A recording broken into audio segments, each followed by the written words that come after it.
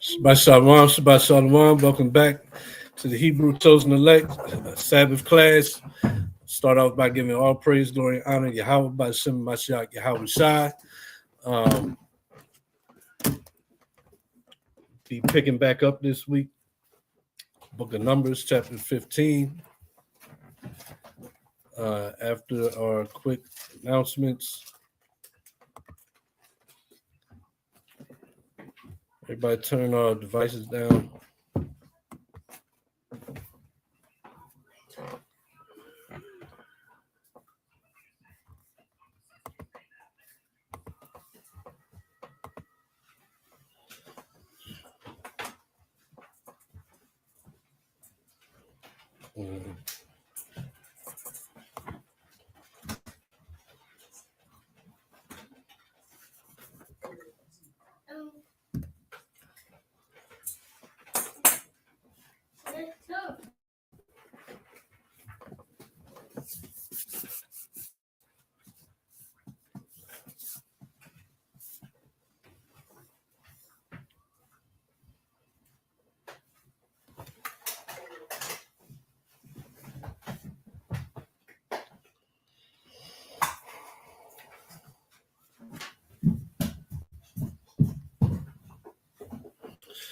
First announcement, upcoming high holy days, new moons.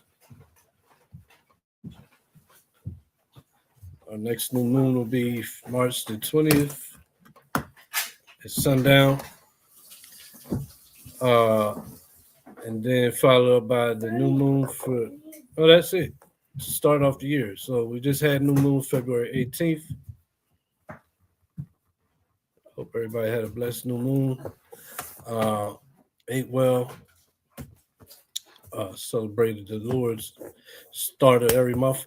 Upcoming new moon will be the first new moon of the year, the true New Year's, followed up by the Passover. But before that, our next high holy day, March the 3rd, will be Purim at sundown. So if you'd like to celebrate with us, reach out, contact me or Yakanan, and we can get you set with the location and time, official time start for us, our celebration of the Purim, Feast of Purim, which is March 3rd, also March 4th.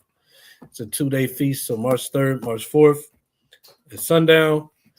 And then the next high holy day after that, the Feast of Passover, which will be keeping April the 3rd as sundown.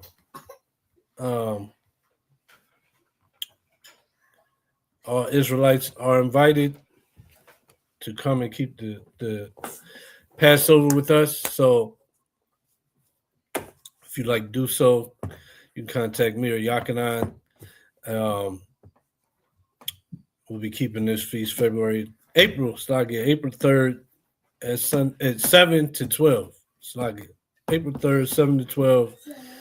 The location is on the screen. Please RSVP. We ask guests, please donate $20 per individual or $50 per family at a minimum.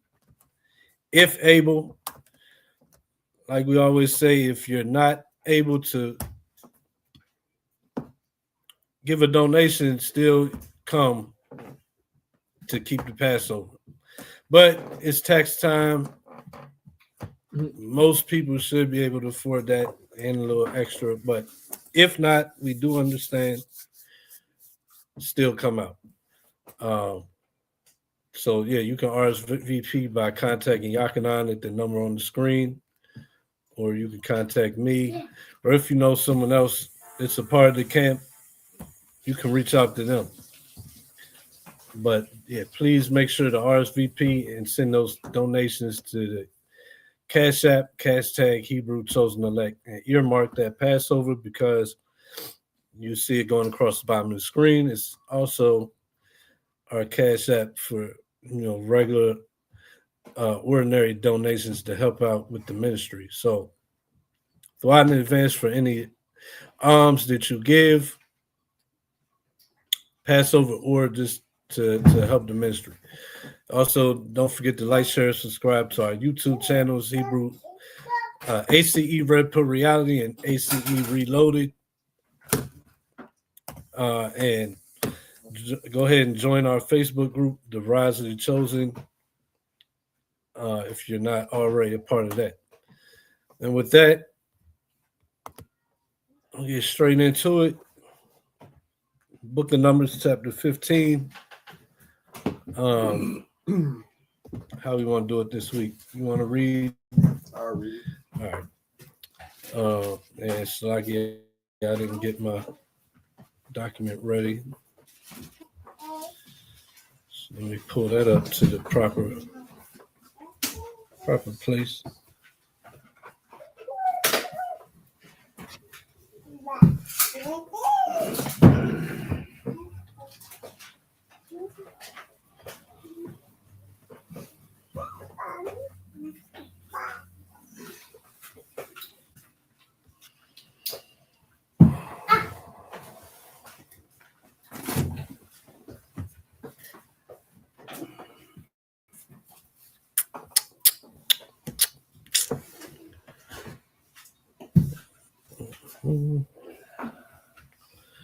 I was forgetting something.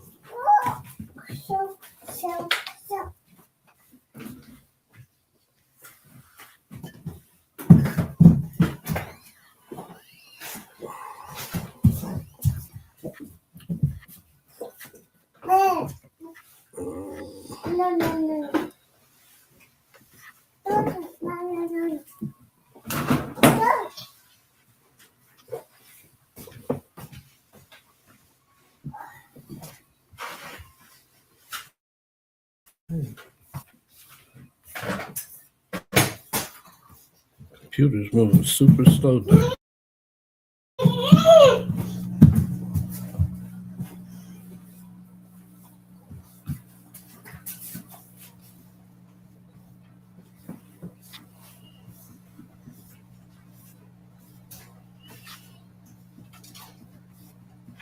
Almost there. What did I say? 15? Yeah, 15. All right. Go ahead. Numbers 15, verse 1. The book of Numbers, chapter 15, verse 1. And Yahweh spake unto Moses, saying, Speak unto the children of Israel, and say unto them, when you become into the land of your habitations, which I give unto you, and will make an offering by fire unto Yahweh, a burnt offering or a sacrifice, in performing a vow, or in a freewill offering, or in your solemn feast, to make a sweet savor unto Yahweh of the herd or of the flock. There shall he that offer his offering unto Yahweh bring a meat offering of a tenth deal of flour mingled with the fourth part of an hin of oil, and the fourth part of an hin of wine. For a drink offering shalt thou prepare with the burnt offering of sacrifice for one lamb, or for a ram thou shalt prepare for a meat offering 2/10 deals of flour mingled with the third part of an hin of oil. And for a drink offering thou shalt offer the third part of a hin of wine for a sweet savor unto Yahweh. And when thou preparest a bullock for a burnt offering, or for a sacrifice of performing a vow or peace offering unto Yahweh, then shall he bring forth a bullock of meat offering of 3/10 deal of flour mingled with half a hin of oil. And thou shalt bring forth a drink offering, half an hin of wine, for an offering made by fire of a sweet savor unto Yahweh. Thus shall it be done for one bullock, or for one ram, or for a lamb, or a kid, according to the number that ye shall prepare, so shall ye do to everyone according to their number. Mm-hmm. What verse was it? 13. 12. And read 13. 13. All that are born of the country shall do these things after this manner in offering an offering made by fire of a sweet savor unto Yahweh. So real quick, right? Where do we see that he says you better bring these offerings, right? Where does it say you must bring me all these offerings? It doesn't say that, right? But because we were going to bring them because of our reverence for our God, right? He gave us statutes and laws on how to do it. But that's why, like, it's in the law how to do these things, and they're in the law. But this is why he comes back and he says, I didn't command of you burnt offerings and sacrifice, right? So this isn't, so if you couldn't offer, was you required to offer if you didn't have anything? Nah, so you wouldn't be a transgressor. But then at the same time, like, this wasn't something that you could do to appease your God, to appease the Most High.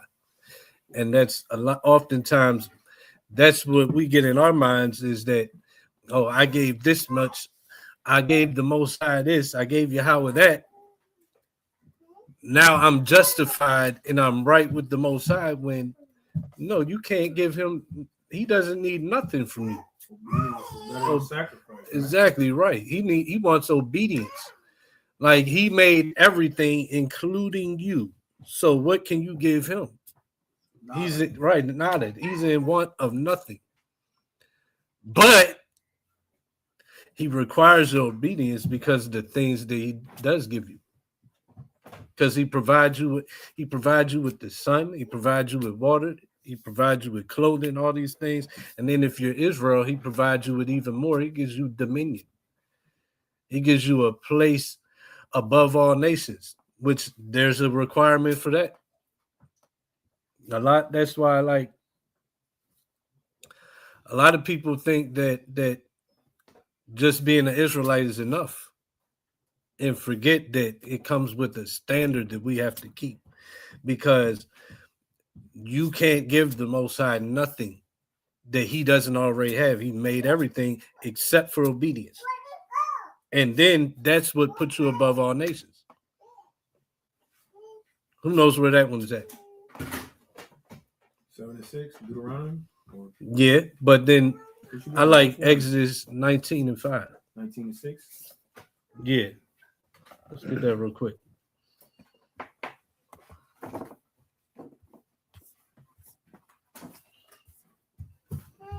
Here you go. There you go. Oh, thank you. Oh, there you go. 19, 5 and 6? Mm-hmm. I'll bring it out. It's the book of Exodus, chapter 19, verse 5. Now, therefore, if ye will obey my voice indeed and keep my covenant, then ye shall be a peculiar treasure unto me above all people, for all the earth is mine. See that? Like, it's very plain. Like, you'll be the peculiar people and treasure if. That's the important part. If. So that's something that we miss out on. We always take the being Israel and I always thought I was just some black and didn't know why I was here. Well, you find out that you're here because of transgressions, but then a lot of times we stop at just knowing who we are, throwing some fringes on, but not keeping the ways of the Most High and being obedient to his commandments. And then that what ends up happening from that's how you end up getting this doubtful, fearful spirit of what you've been taught, and you start to change things. To be honest, you start to change things because you start to doubt what you've learned, and you start to fear that what you learned is wrong, but that's because you never obeyed his voice. Because you came to this thing, you found out you're Israel, and you throwing fringes, and then it was about getting followers. It was about getting followers and being the best, being seen as the best breaker downer of prophecies and scriptures and doctrines. And not having any videos or lessons that teach how to transform into a new man. None at all. None. Right? None about how to deal with situations with your brother or in the world when you come and deal in these different environments like work or with your family. It's just all breakdowns and separate from them, which maybe you should, but there's ways that you can carry yourself where you don't make the appearance of being an Israelite to stink. Where's those lessons at? But it all comes from just seeing that we're a peculiar people and running with that. And then your lusts and desires that you already had in the world take over. And instead of now you're not a rapper in the world or a singer or whatever, a basketball player, you're not trying to get a high position amongst your peers in that. Now you want that high position amongst your peers in Israel. You see that? And because you put out so many videos and so many teachings and got so many members of a camp, you feel like you're sacrificing to the Most High, and your sacrifice is so great that He's looking favorably upon you. But it was never anything you could give to Him. He gave you the knowledge you have. You act like things aren't received. You act like they're of yourself. And you become so blinded by your own lust that you can't even see it. And you feel like because you're reaching so many people, the Most High must have favor on you. Go ahead, keep reading. But the earth is the Most High's. The earth is mine. So whatever you have, the Most High gave it to you. Go ahead. Verse 6. And ye shall be unto me a kingdom of priests and an holy nation. These are the words which thou shalt speak unto the children of Israel. Right. So you're supposed to be a kingdom of priests and a holy nation. Holy means set apart. So it even goes to the point where you forget what holy even means. Because it was never about obedience, you forget what holy even means, and then it turns into now everybody else can be of that same peculiarity, that same holiness, just because they cleave now. But that's not what the scriptures say. And people have been punished in time past in the scriptures for thinking that they can mold the Most High's word to their own feelings.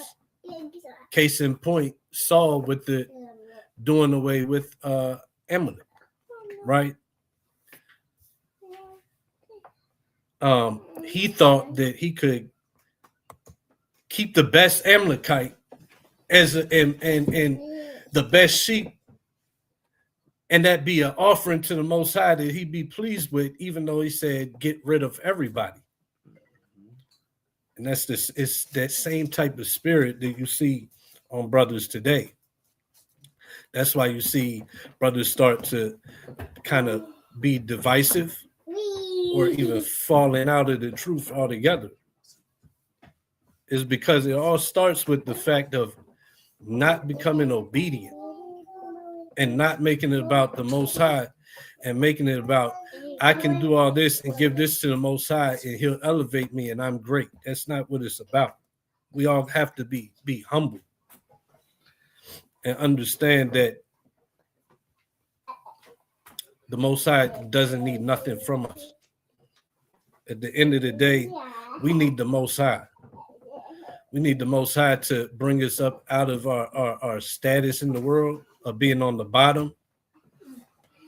And it's not going to happen until we all humble down and look at each other as ourselves, which a lot of brothers really don't know how to do that. And that's the type of teachings that need to be in circulation more than if you were speaking an ancient language the correct way.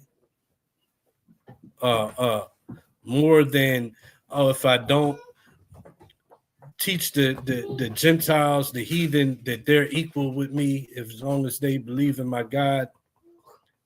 I'm going to not make it. You're not going to not make it because you're teaching what the Most High put in His Word. Are you? Are you going to Are you going to be punished for not changing the Most High's judgments just because they're harsh? You're not going to be punished for that, are you? For change the word? Yeah, you absolutely. No, are you going to be punished for not changing? No. You're not going to be punished. And that, it's almost like, that also don't mean you got to treat people like they're lower than dirt just because they're not chosen to rule the earth. You know, but it seems like because some people do, though, now others try to put it on everybody. Like, one Westers, they all feel the same way. They treat the heathen like the gum on the bottom of their shoe. And that's not the case. Everybody doesn't do that. So then because some do, they try to put on everybody and change things. Because like you were saying earlier, they really just want to be different and set themselves apart and try to get the most followers that they can. That's what happens. But I don't want to go off too much. You need to sit down. We was at 13. 14. So the Most High, He didn't never require these things, but He gave us rules and regulations on when we brought them. Right? Mm-hmm. For which point?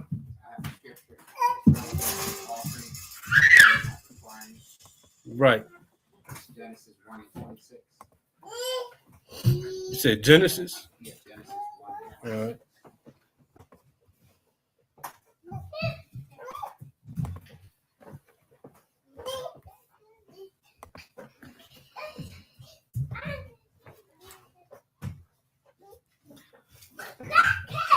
Go ahead.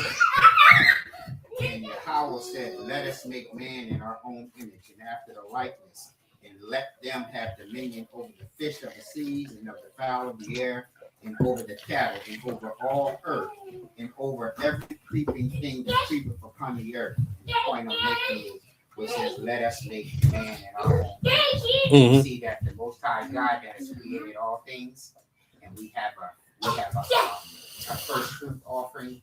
It is setting up the opportunity where we can reciprocate to the Most High what the Most High has given to us. He has given us to be in the image of God and be willing to give full provision and the best of all things. He has given that to me. So that man is sitting in the seat where he can receive that. The question is, to be in the image of God is to be able to reciprocate that thing, that same thing, or be caught hoarding it in your heart. Right. And where we miss the point is, it's a righteous thing to acknowledge that the Most High gave me something, but we think we can give it to Him back. And the way we're supposed to give it back is to give it to our fellow brothers back. And that be how we give back to them. Because all these sacrifices were for what? To sustain the priest. But the problem we always have is we think we're going to give the Most High something. It's not that we're giving these to the priest to sustain the priest. I'm paying the Most High for His favor. And that's where we go off.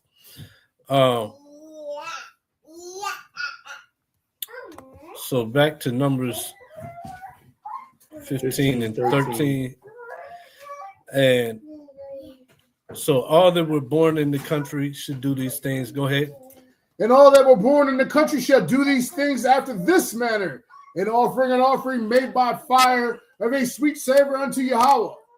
And if a stranger sojourn with you, or whosoever be among you in your generations, and will offer an offering made by fire of a sweet savor unto Yahweh, as ye do, so he shall do one ordinance, shall be both for you of the congregation and also for the stranger that sojourneth with you. So that's two different people groups we're reading, right? Because it says the stranger that sojourns with you And it says one ordinance for both you of the congregation. So who's of the congregation? Yasha'Allah. And then also for the strangers sojourners.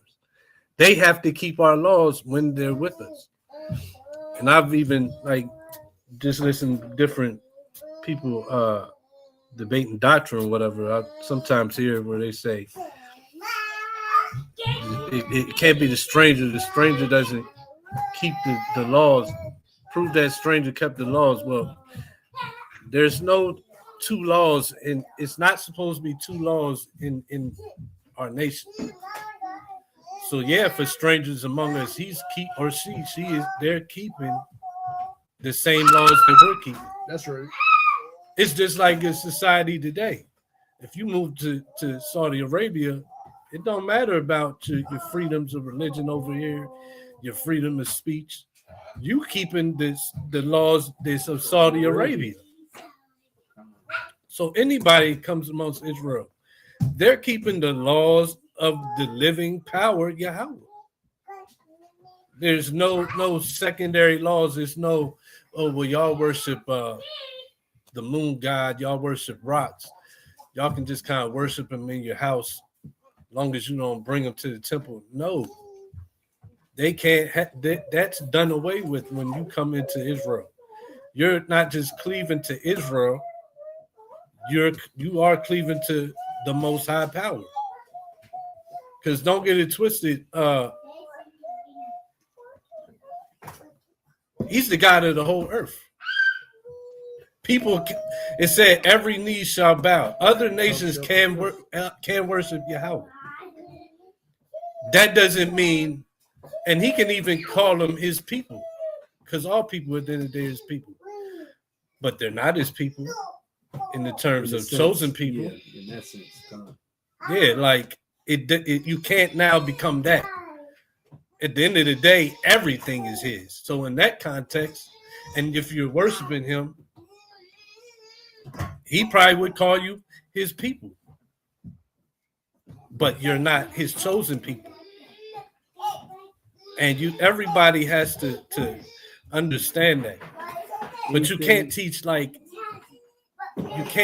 where now you're the people of God in terms of the chosen people because you chose to come and worship the Most High God. We didn't choose to be his people, the peculiar people. He chose Israel. So we can't change that. They can't change that. Nobody can change that. That's the will of the Father, the Most High.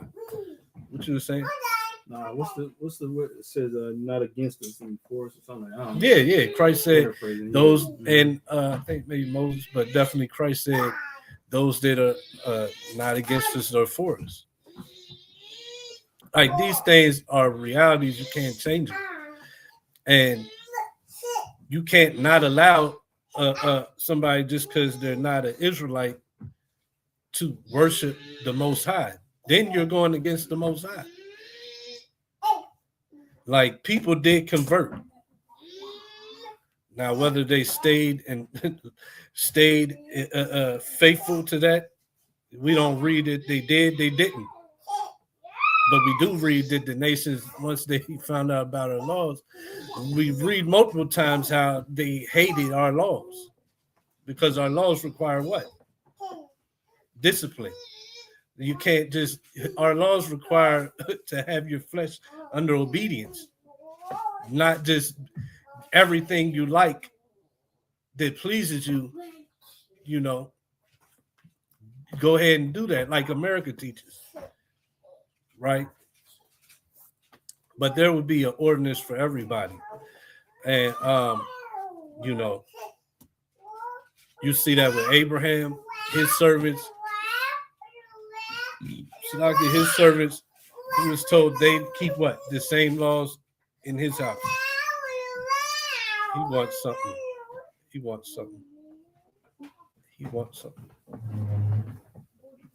And Abraham's servants loved Abraham. Just to show that just being in servitude doesn't mean you're going to abuse the servants. Doesn't mean you're going to treat them like like less than cattle or livestock because they're not Israelites. But there will be one ordinance for everybody if you come to Israel. Go ahead. One ordinance shall be both for you of the congregation and also for the stranger that sojourneth with you, an ordinance forever in your generations, as ye are. So shall the stranger before Yahweh. One law and one manner shall be for you and for the stranger that sojourneth with you. Mm-hmm. And Yahweh spake unto Moses, speak unto the children of Israel, and say unto them, when ye come into the land whither I bring you, then it shall be that when ye eat of the bread of the land, ye shall offer up an heave offering unto Yahweh. Ye shall offer a cake of the first of your dough for an heave offering. As ye do the heave offering of the threshing floor, so shall ye heave it. Of the first of your dough, ye shall give unto Yahweh and heave offering in your generations. Mm-hmm. And if you have erred and not observed all these commandments which Yahweh have spoken unto Moses, even all that Yahweh have commanded you by the hand of Moses, from the day that Yahweh commanded Moses, and henceforth forward among your generations, Mm-hmm. then it shall be, if aught be committed by Watch ignorance, this. By what? by ignorance. Just going in because it's going into when you sin and you offer for it. It says by ignorance. Go ahead. Then it shall be, if it ought be Without the committed by knowledge. ignorance, Oh, okay. Sorry. without the knowledge of the congregation, that all the congregation shall offer one young bullock for a burnt offering, for a sweet savor unto Yahweh, with his meal offering and his drink offering, according to the manner, and one kid of the goats for a sin offering. Mm-hmm. So first and foremost, this was if it was by ignorance. And now because of this transgression, this sin by ignorance, now he's requiring us to bring a offering. But once again, this offering wasn't for him. He wasn't bringing that offering to him. We're going to get into that. It's going to show the same with the bread offering. This wasn't to give to the Most High, but it was to get. It was for a purpose. Go ahead. And the priest shall make an atonement for all the congregation of the children of Israel, and it shall be forgiven them, for it is an ignorance. And they shall bring their offering, a sacrifice made by fire unto Yahweh, and their sin offering before Yahweh for their ignorance. Mm-hmm. And it shall be forgiven all the congregation of the children of Israel, and the stranger that sojourneth among them, seeing all the people were in ignorance. So who else can take part in these sacrifices? The strangers were in ignorance. The stranger, because it says the children of Israel and then the stranger. Now, are the strangers Israel now? No, they're not. But they're in Israel and they're choosing to worship the God of Israel. And if in ignorance. And who's making the atonement? Priest. The priest. Who's eating of the sacrifice? The priest. So yeah, even with him, when he does say, if you do this, you bring me this, it's not, you're not paying him nothing. It's not for him. He, once again, he doesn't need lambs, goats, bread, none of that, right? But the priest, who's supposed to be the precursor, I guess is the right word, to Yahushua. Is that the right word? He's the predecessor. He was supposed to be keeping a standard. The priest was supposed to be unblemished. They fell too, right? But they were supposed to be basically unblemished. They were supposed to be perfect, walking in the ways of the Most High. And they was to make atonement for us when we went off. That was part of their ministry. That's part of their service, being the mediator between you and the Most High, right? But the priests are making atonement. Somebody's going to say, nah, the priest ain't making an atonement for a heathen. But what happened in the book of Maccabees? What happened in the book of Maccabees? Right after this same heathen came and disrespected the temple. Who, nigga Nun? He got his ass whooped, but look, it wasn't him. Second Maccabees 15, 11 to 16. Let's go there real quick.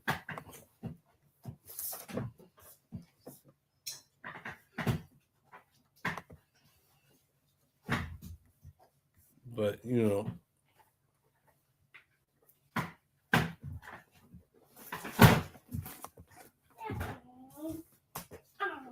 this don't mean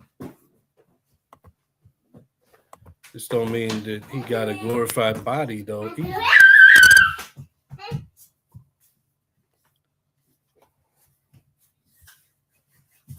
Right.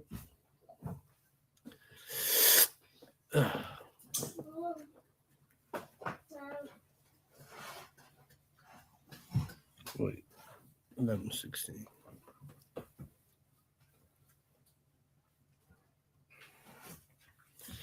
I think that's the wrong one. Hold on.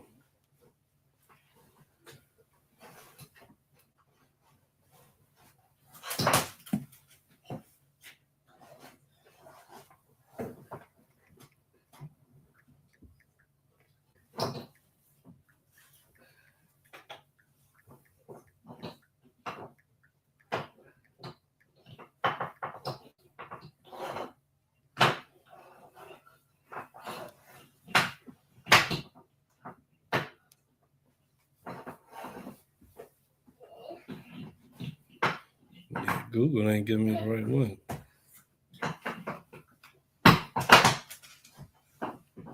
It might be first Maccabees.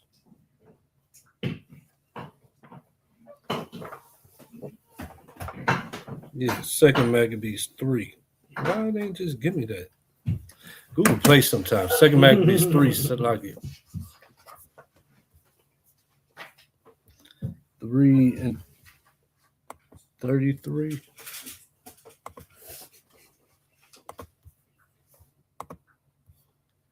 And he wasn't the wicked priest at the time either. Onias was the priest, the righteous priest that them wicked cats was trying to underhand and get the spot from.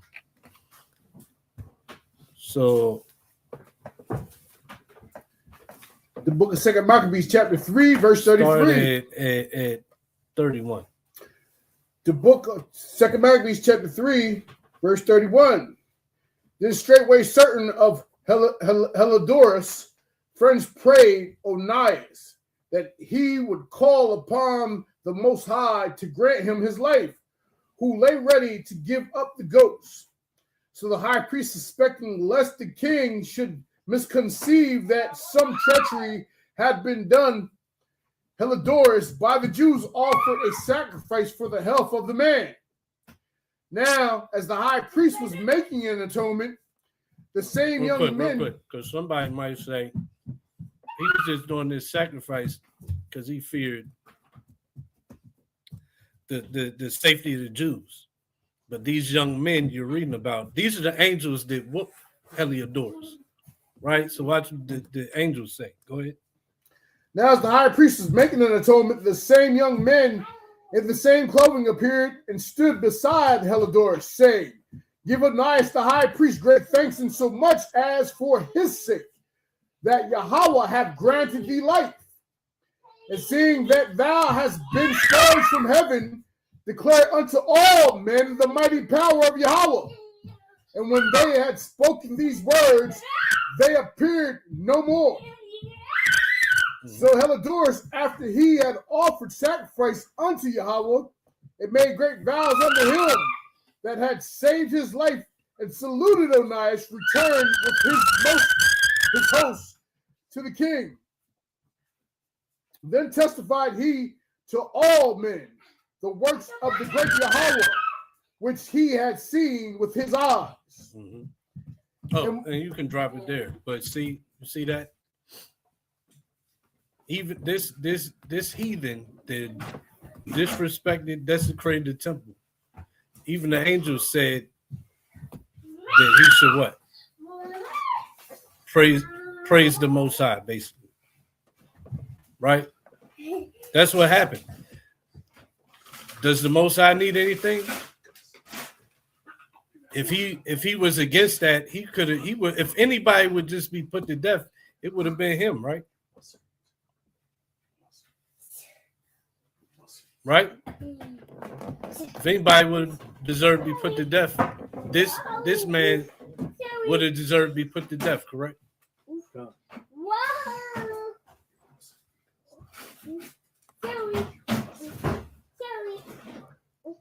But then it also said, what was the purpose? That he go and he let be known the power of the Most High through all the world. It's all about the Most High's being known through all the world. That's why even Solomon prayed that if the heathens came to this temple and asked for whatever they wanted, Solomon prayed that the Most High would grant it to them so that all men would know the greatness of Yahweh. So that's what it's all about. And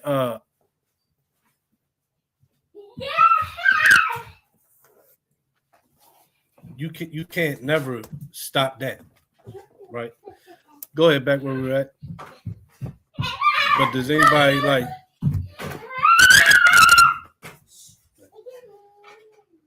does anybody have anything to add or questions about that? No? All right. Pick back up.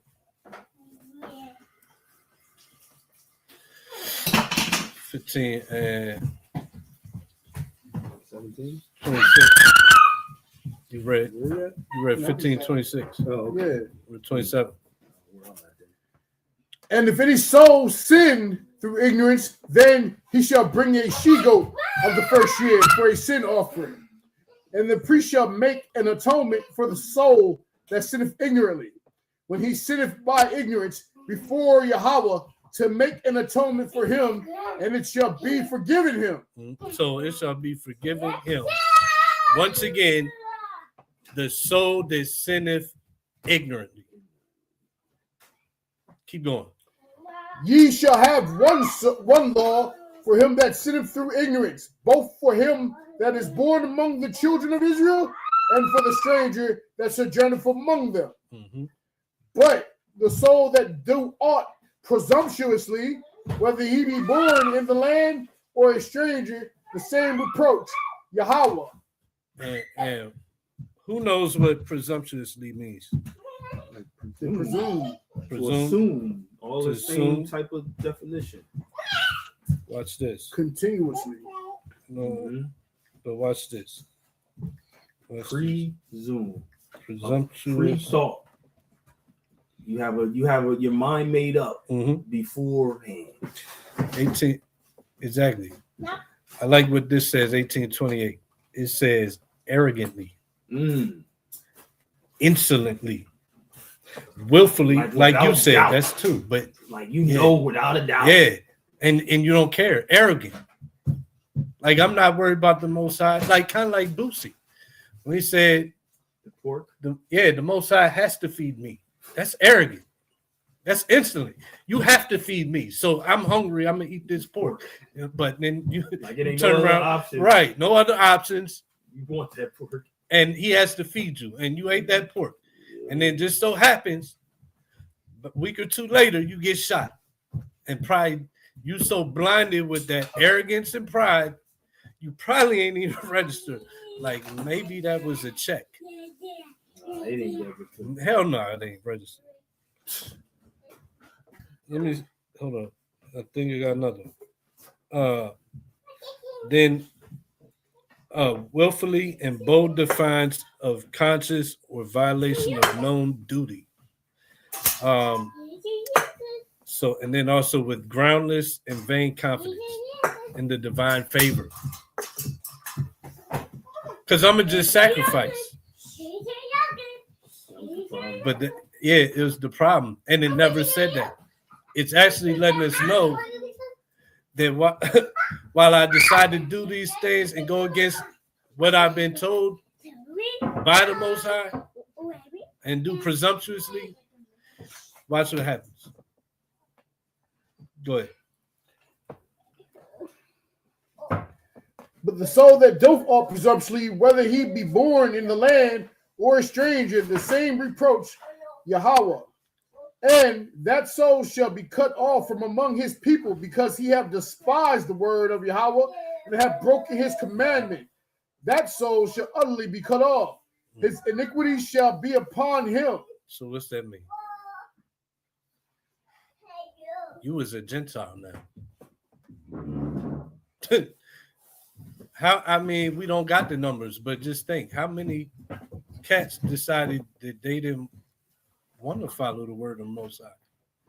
And they might even, for a while, they might even call themselves Israel. But are they? Like in the eyes of the Most High, what are they now? They're heathens. They're Gentiles. This is all the way in Numbers. This is the law. Unless, what does cut off mean? Because he says when you got to die, he says he'll be put to death, don't he? That's what the law says, right? Law is punishable by death, but then you have laws like this where you didn't do ignorantly, you did arrogantly, presumptuously. The penalty is cut off. Your iniquity shall be upon you. And doesn't say till when. Hebrews 9:28. Because why am I even moving my page? Hebrews 9:28. Because what does the church teach us? Church teaches that we got Christ. We don't got to keep the law. If that's not arrogantly disobeying the commandments, I don't know what is. To say I don't have to do it, that's saying I'm going to arrogantly break it. I'm going to presumptuously break it because I don't have to do it.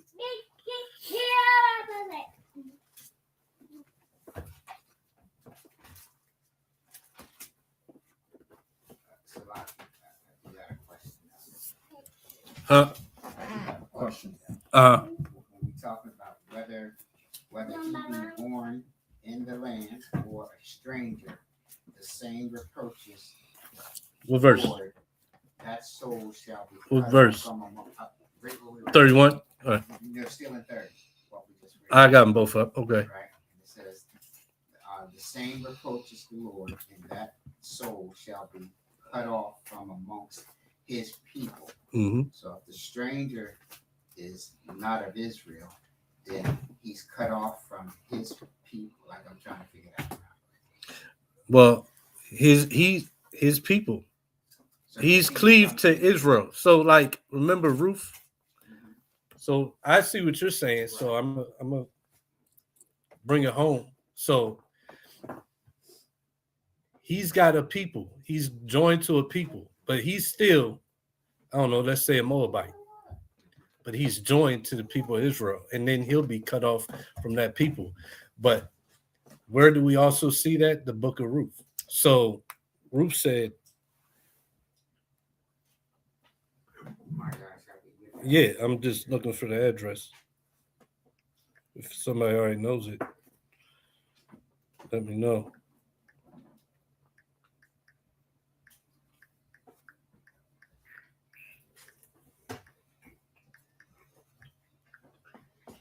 Because, I mean, it's context to everything. Ruth 1:16-17. Let's go there. So, like, if you choose to be a part of this people and not your people, our people are now your people. But not in the terms of, are you now a seed carrier of this people? No. It's the context. It's kind of like citizenship. Like the Bible talks in different contexts. It does. So this would be the context of what it's going into, the same we see here in Ruth.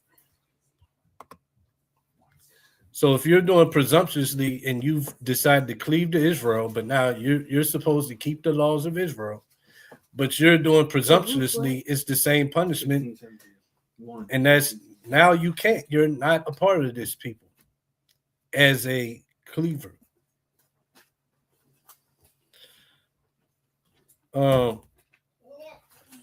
Somebody read that.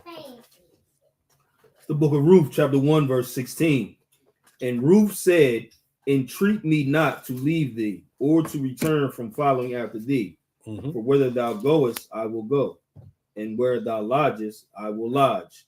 Thy people shall be my people, You see that? Go ahead. and thy God my God. Mhm. Where thou diest, will I die, and there will I be buried. The Most High do so to me, and more also. If aught be but death part thee and me. But yeah, so that's good. So you see that? Yeah, so like, yeah, because I heard people argue this case. Mhm. Ruth was in Moab, but she was not Moabitess. Yeah, but well, continue. Go ahead. But she was an Israelite, and they were doing an extensive Mhm. trail on that. Yeah, but all they can do is so what they can show is did Israel go to Moab? Well, yeah. I mean, you actually don't even got to do a trail for that because the beginning of the chapter lets us know what Naomi and her husband and children were from Judah and left to Moab. Israel was nomadic at times. Israel traveled different countries. So to go back and say, was Israel there? Yeah. But this is saying that these people are Israelites, came into Moab. They're not being called Moabites. Notice that, right? But Ruth is being labeled a Moabitess or Moabite. I'm paraphrasing. I think both. But and Moabitess would just mean a female Moabite, either way. Notice Naomi, her family, they're never called Moabites. So if you're called a Moabite because you was an Israelite that sojourned in Moab, well, why aren't they? When they go home, they're not like Naomi the Moabite has came back. But Ruth is a Moab, and if Ruth is a Judite too, why would she say your people are going to be my people? They're already her people. Estranged from the covenant of Israel. That's why. But that's Well, that would be assumption. That would be a lot of assuming, and that's why it also would be you're saying that, not saying you, but whoever. You're saying that. We can't find scriptures that say that. Well, I didn't follow through with No, I know, but I'm just saying, like, it's not there. So nowhere in the Bible does it say Ruth had left Israel to go in Moab and she was an Israelite. It doesn't say that. But it does say she's a Moabite. And she's saying that your people will be my people. So we just read the congregation of Israel and the stranger would have one law. Israel's law is the Most High's law. And there's no other law that can be in Israel. That makes sense, right? But it makes sense. Like, can you have another law in Israel? Because if you did, what would happen? Not just that, you're in a land that's governed by laws that you're breaking. You would have to suffer punishments for breaking these laws. So, but I is that clear? Is it? That's the context that it's in. So it's not saying like you're not. If you're a Moabite and you break the Most High's laws, you're not going to be cut off from Moabites. You're a stranger that has cleaved to Israel. Now you're a part of Israel, not racially, ethnically, like citizenship wise. But then we'll turn back and say that in this position that she's in, right? Mm-hmm. But yet she does not inherit the full inheritance of Israel. So you are. Well, no, you don't. Right. Yeah, you don't. That's why I asked the question. But you can still. So yeah, so that's why every time I talk about it, I say you're not the person. Ain't not now. Ain't an Israelite now. Like you're a sojourner. That alone means you don't have inheritance.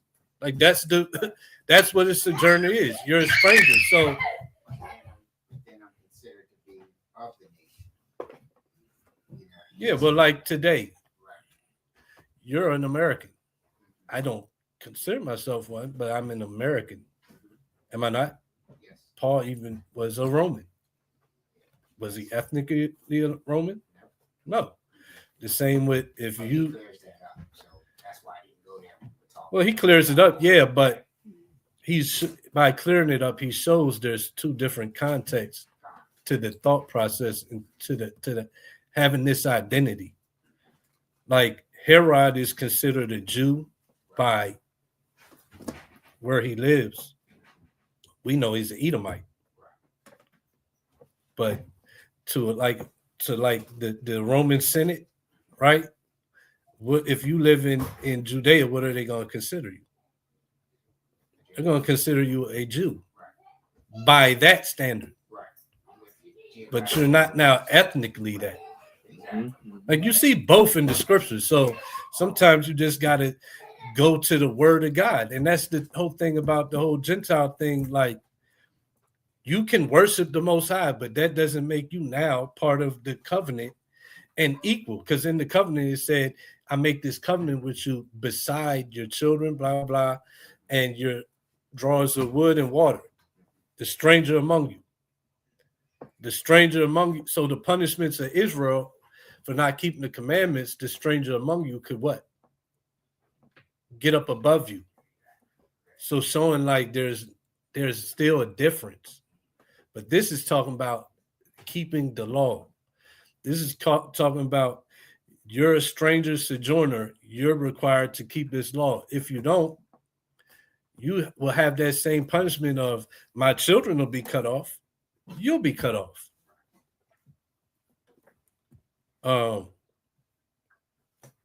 So, there will be plenty of people to argue against what I just said. There'll be plenty of people to argue against the person arguing against me. But I said, like, there's going to be plenty of arguments.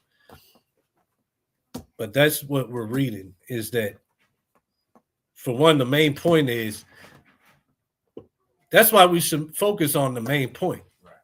The main point is sinning willfully or ignorantly. This whole cut off from who's his people and all that, whoever his people is, whatever the context is, you're still the seed of Jacob if your forefathers go back to Jacob. You're still the seed of Moab if your forefathers go back to Moab. That doesn't change, right? So, and you see, even before Israel, that's why I mentioned Abraham earlier. His servants had to what? Were they allowed to keep their own nation's laws? No, they had to now keep Abraham's laws. Right.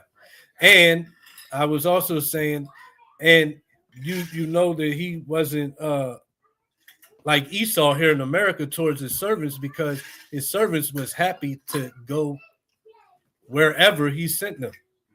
Remember when Sarah got taken captive, he had 300 or some servants, all went to get Sarah back with him. When he wanted Isaac to get a wife, he sent his servant. His servant went and was happy to find Isaac a wife.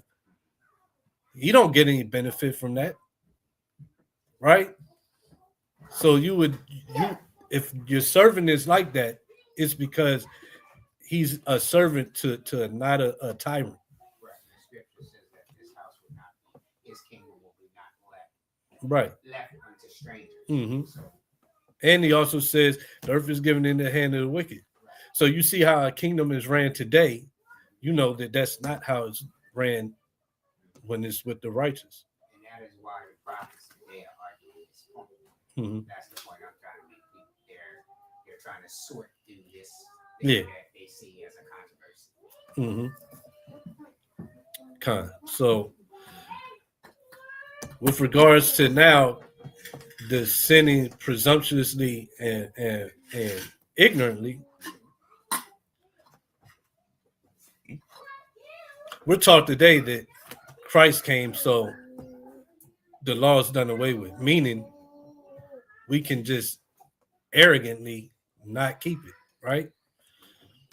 So first Hebrews 9:28.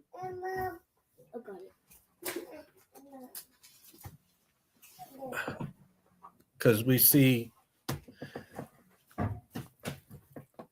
ignorance, sin, you could bring an offering.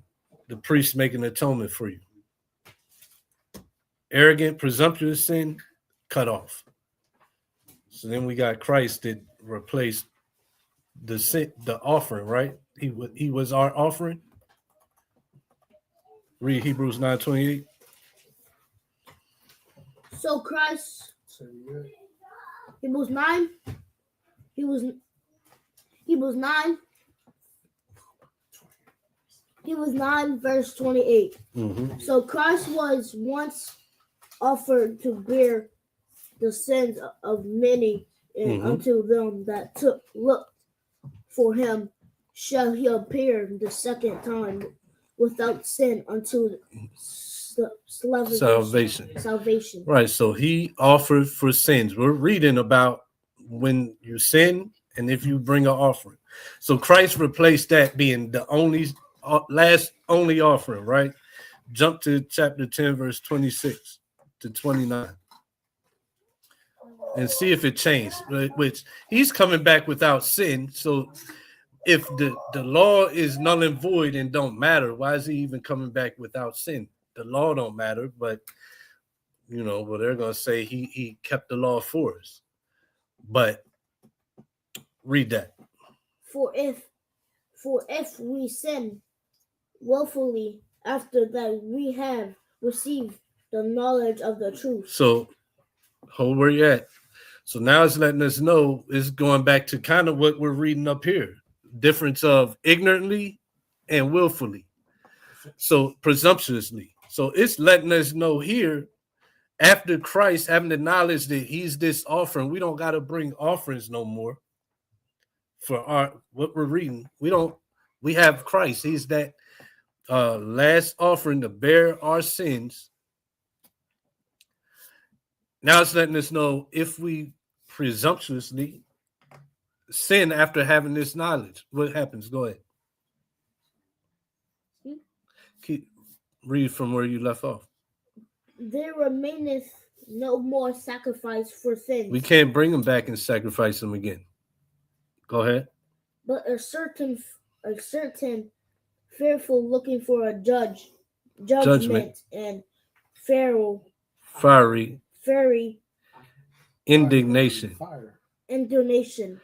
So we got this real quick. So we still with Christ, if we sin willfully, if we sin presumptuously, now we're to be in fear for judgment and fiery indignation, which before Christ came, it was just being cut off from your people. Now that there's no more sacrifice, Christ already died for our sins. Now all I have left is to look out for, since I've sinned willfully and I cast off the word of God willfully and arrogantly, now I got to looking out for of judgment and fiery indignation, because I did ignorantly, because same thing we read in Numbers that I did willfully. Go ahead. What shall devour the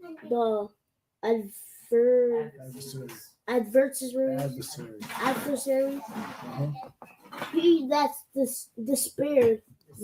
despised Moses' law died without mercy under 2 or 3 witnesses. So you might, if it was a sin to death, you would die without mercy, right? Under 2 or 3 witnesses, or be cut off from your people. Go ahead. Now with Christ, let's see, anything change? Of how much sorer punishment suppose he shall he be thought worthy, who has trodden underfoot the Son of God, and hath counted the blood of the covenant Yeah, blood of the covenant, wherewith wherewith he has sanctified, an unholy thing, uh-huh, and has done despite unto the Spirit of grace. and that's the same type of verbiage we just hold on. The same type of verbiage we read above with.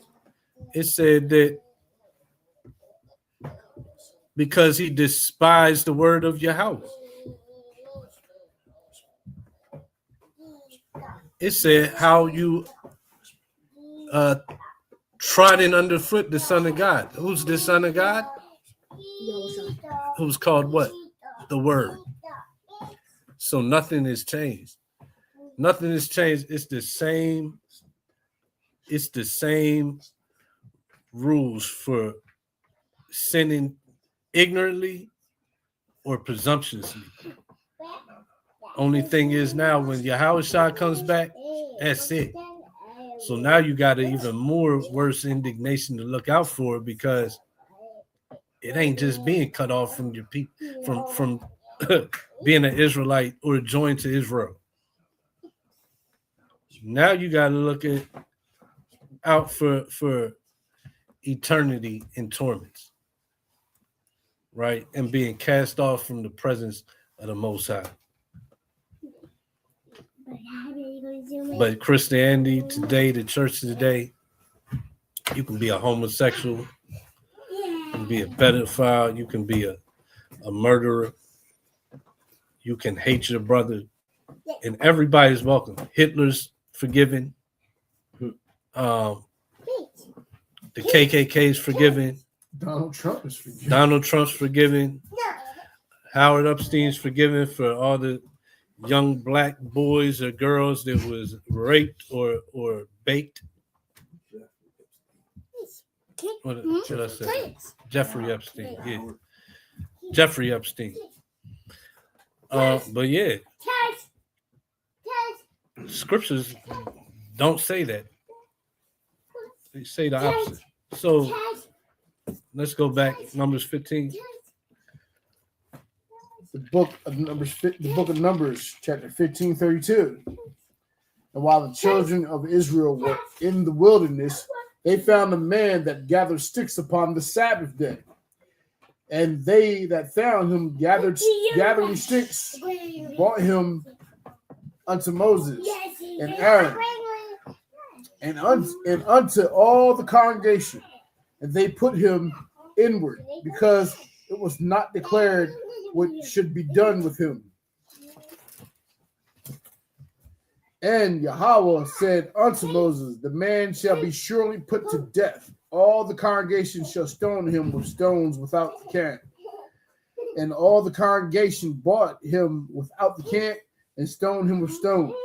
And he died, as Yahweh commanded Moses. So this guy, he died, right? What was he doing? Working. But what was he doing? Gathering sticks. But in what mind was he doing it?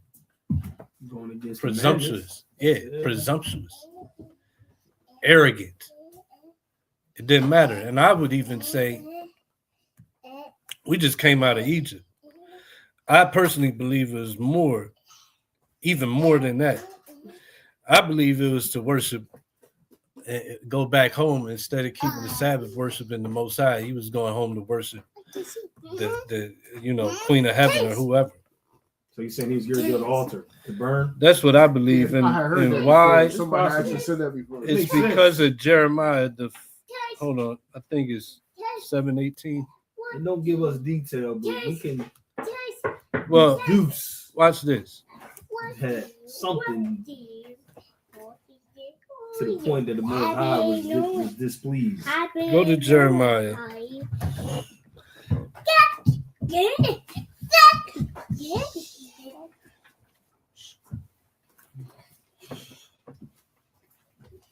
I think it's 7:18, but hold on.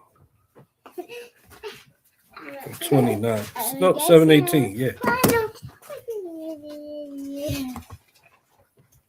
No. Jeremiah what? And then mind you, right after this, we're about to go into the fringes law. So we came out of Egypt. And this Jeremiah 7:18.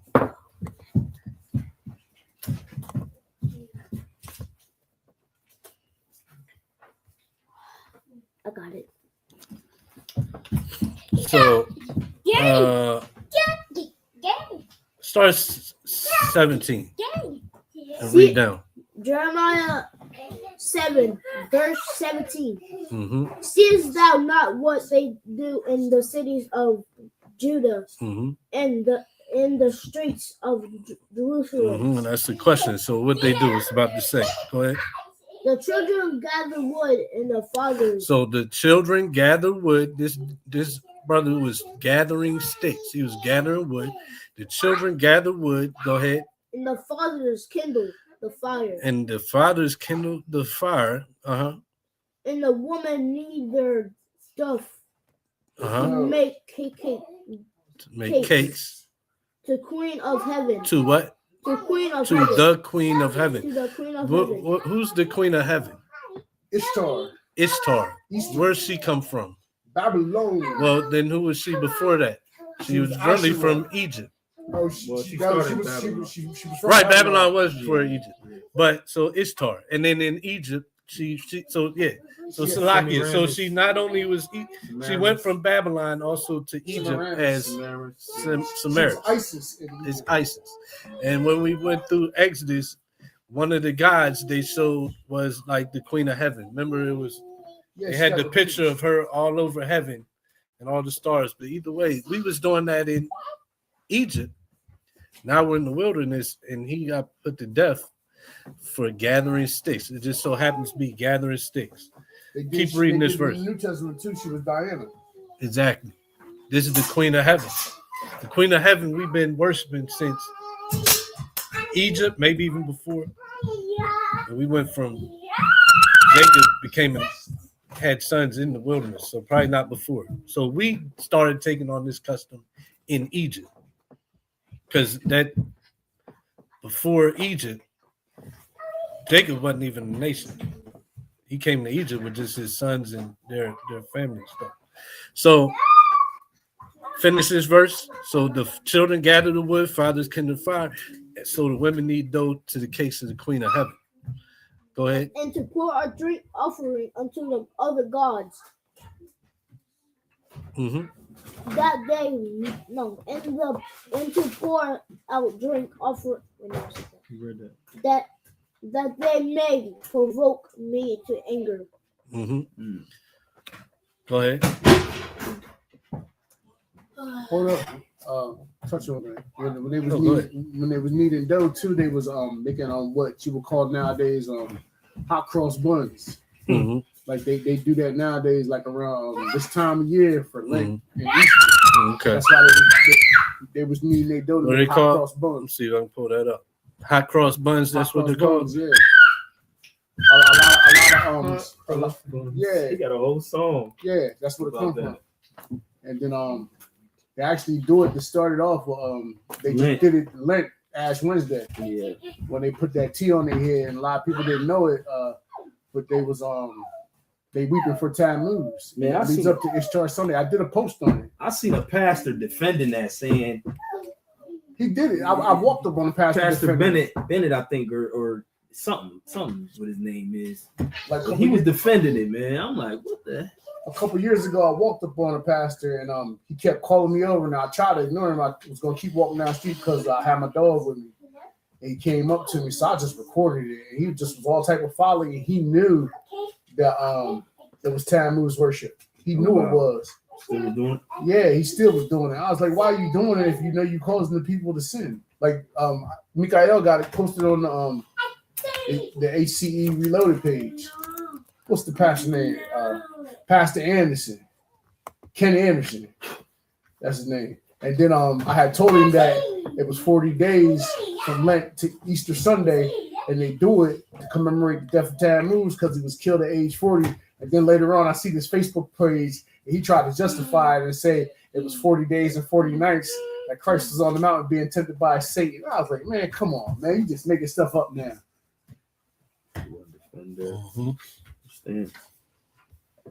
So, yeah, keep Let's finish that out. If you can go to my Facebook page, I did a whole post on it, and I got the breakdown on it too. I don't know if you're able to do that, but you That can probably take time. No, it ain't gonna take time. It's Well, just, to it's pull just up on here. brief. It's just real brief. I'm gonna sign in on this. Okay. I'll try to look real quick. Let's finish this out, then I'll try to look for it. Okay. Finish that verse Go out. ahead, bro. Do they provoke me to anger? Saith the Lord, do they not provoke themselves to the confusion of their own faces? Mhm. So they provoke the Most High to anger and confusion to their own faces by doing this. Read verse 20. Salakia, the confusion of their faces is because they don't realize what they're doing is wrong. Mm-hmm. They've been taught by these pastors and everything that this is all right. It's cool for us to do Lent. It's cool to us to give up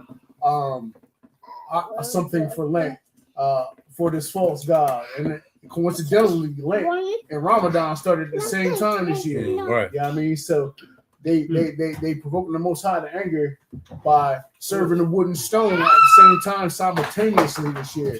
And they fast and they don't know what they into. So you giving one to Ishtar and Tammuz, which is sun god worship, and then you also keep the Ramadan, which is that moon god worship, the wood and stone. So you giving praise to other gods, wood and stone at the same time simultaneously. You don't realize what you're doing.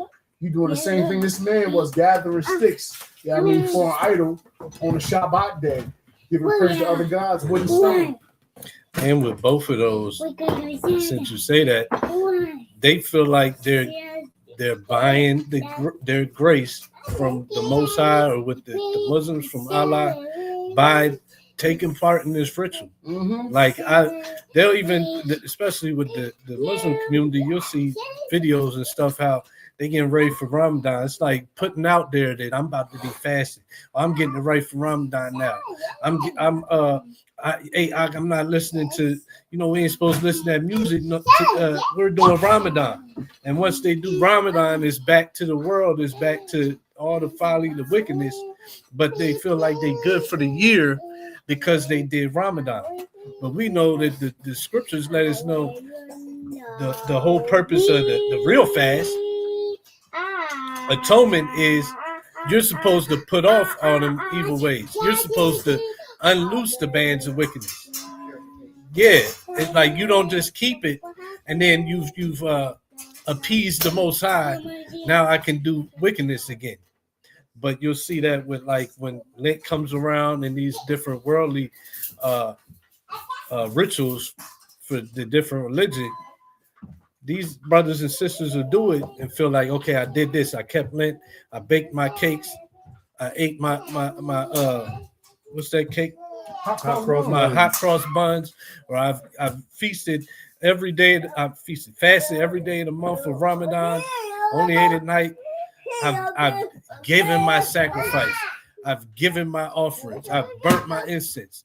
Now my God is going to be happy with me, even though the rest of the year I'm going to continue to do wickedness. But these things provoke the Most High to anger. Verse 20.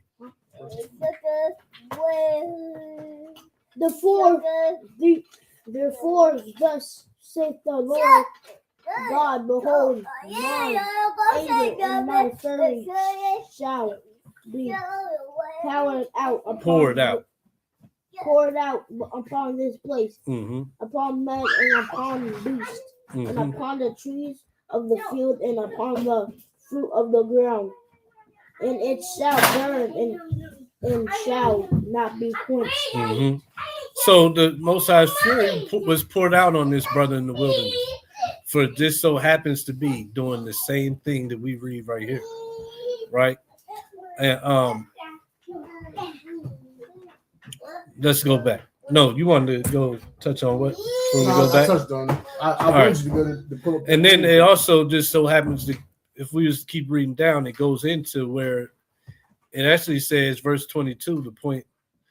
I didn't even know we was going to go here. The point that I made at the beginning with the offerings. Read verse 22. Verse 22. For I spake not unto your fathers, nor commanding them in the day that I brought them out of the land of Egypt concerning burnt offering or sacrifices. Right, but we read about it. But that wasn't a commandment, because here's the commandment, verse 23.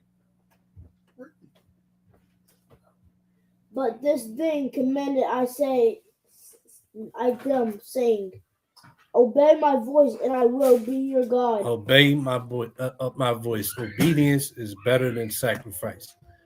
And that's why when we read the sacrifice for sins, it lets us know ignorantly committed. Yep, Samuel had even told Saul that because he wanted to take all them lambs, he wanted to make a sacrifice, and that's not what the Most High was required of him. He wanted his obedience. He told him to go and slew all the Amalekite males. That's what he told him to do. And kill all the beasts in the land. He didn't do it. He said the obedience is better than the sacrifice. Because they were doing all types of defiled stuff. You know what I mean? This is an animal. You see all the defiled stuff they're doing today. So just imagine what they were doing to the animals in the land and all that crazy stuff. You know what I mean? They probably was cross-gendering the animals. They probably might have been committing bestiality. Who knows? It was contaminated. Most High said, kill everything. It's like everyone, man and beast. So it's documented in that chapter, so you don't have to think anything. All you have to do is read the chapter. So finish that verse up. Then we going back. And ye shall be my people. No, I will be your God.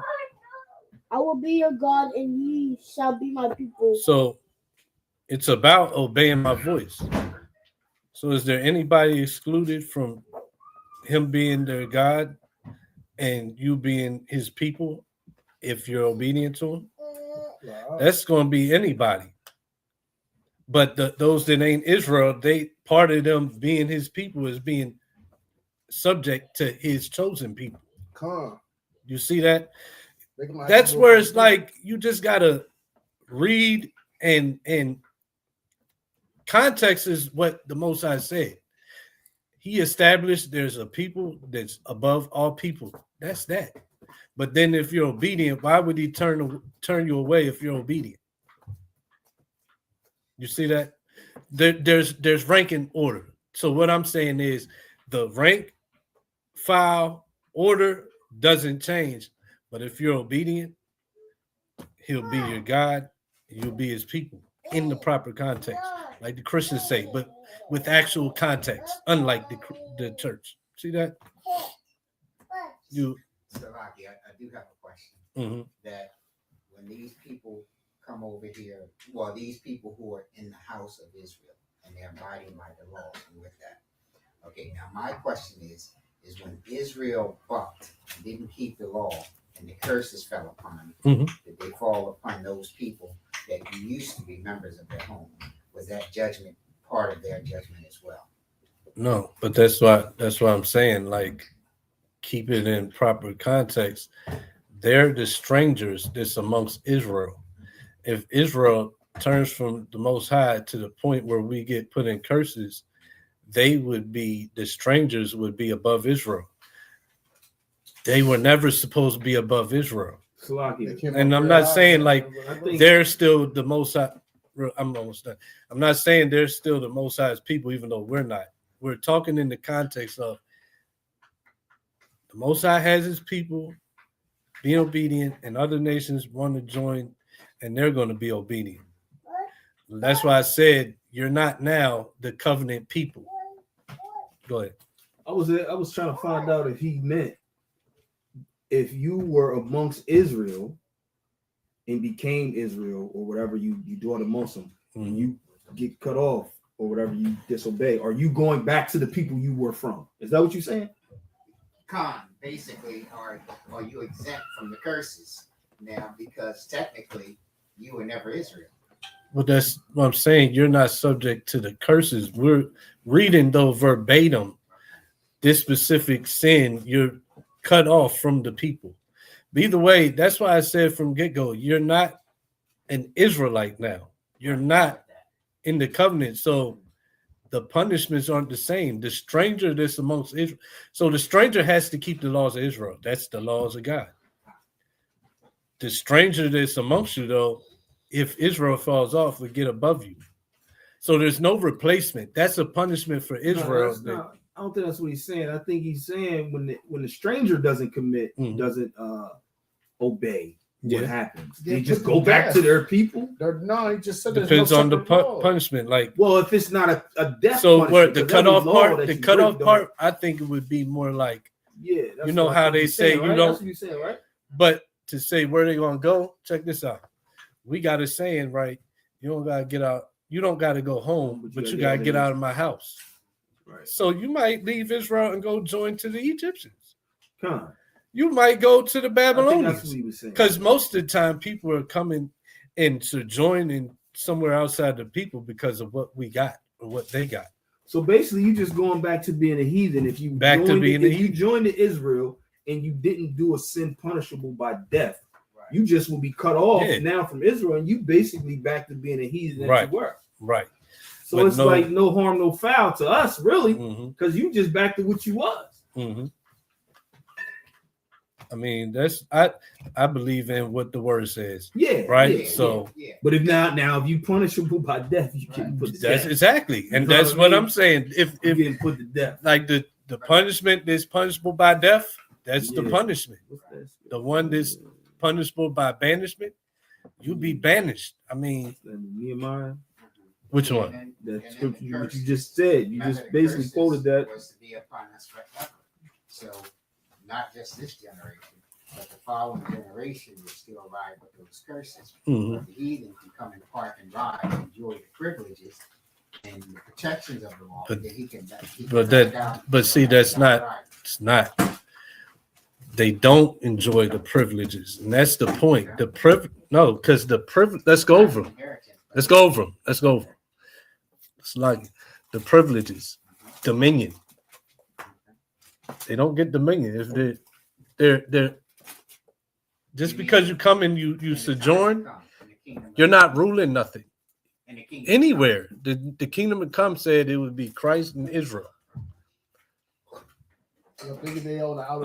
So, and then the privileges, rulership, inheritance that passes down to you. You got you can give loans and get interest. Yeah, that's interest, right? So it's not the same. You don't get to partake in the privileges.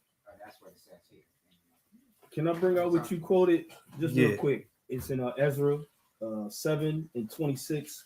It says, "And whosoever will not do the law of thy God and the law of the king, let judgment be executed speedily upon him, whether it be unto death, or to banishment, or to confiscation of goods, or to imprisonment." So we got different penalties of breaking the law. So you're gonna get the penalty for the law you break. But what you were saying about the privilege?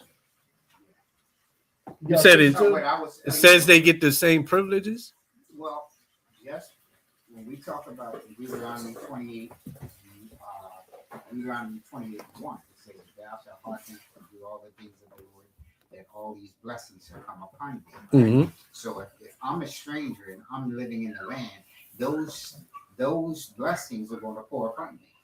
No. Because I'm part of the community. No. Are you telling me it doesn't apply? Because he's speaking specifically to Israel, and because 28 and the strangers sojourn among you, get thee high above you. 28.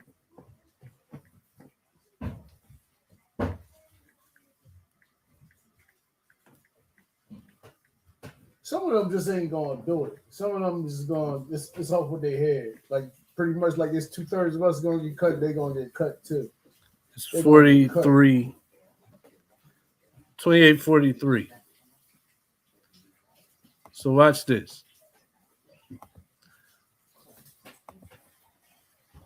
And I actually think even part of the blessings are you get to lend to the stranger, but so that it is. So look, Kalak, 28. Which number? 28 and 43.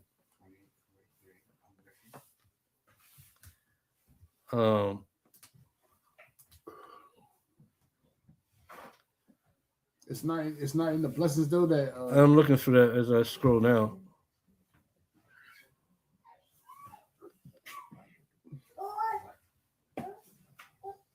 Oh, so first let's do 12. So watch this. This shows that he's specific to who he's speaking to. So read 12. Deuteronomy what, 28:12? yes.